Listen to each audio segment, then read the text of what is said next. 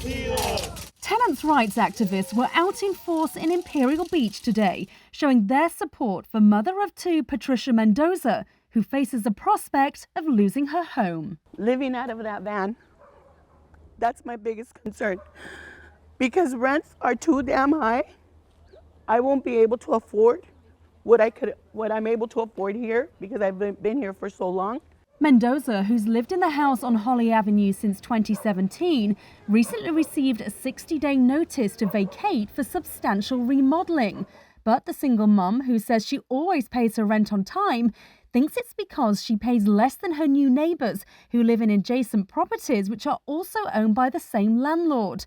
And the situation's having a big impact on Mendoza's 12-year-old son. He tells me that sometimes he can't think because he only thinks of how I'm worrying. Because he says, Mom, you're taking the toll for everything. And it's true, but that's Mommy's job. Let me worry about that. Tenants' rights activists are calling for Senate Bill 567, better known as the Homeless Prevention Act, to be passed. They say this would close loopholes and protect people like Mendoza from being evicted over remodeling. And most people, like Patricia, are already struggling to make ends meet, let alone be able to pay twice as much, go through the whole moving process, the deposit, the first month, the last month, all the application fees.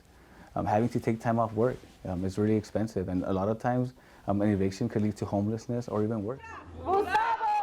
But mum and pop landlords are also facing their own fair share of stress, according to Lucinda Lilly from the Southern California Rental Housing Association. And these are not people that have huge bank accounts. They own one, maybe two, maybe three rental housing units, and they're doing the best that they can to survive what has been a really difficult period of time.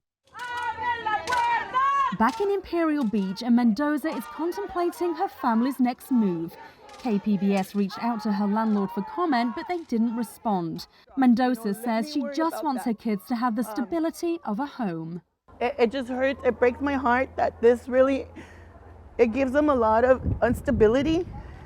And that's not what I want. I just want a home where we can live in peace. Claire Strong, KPBS News.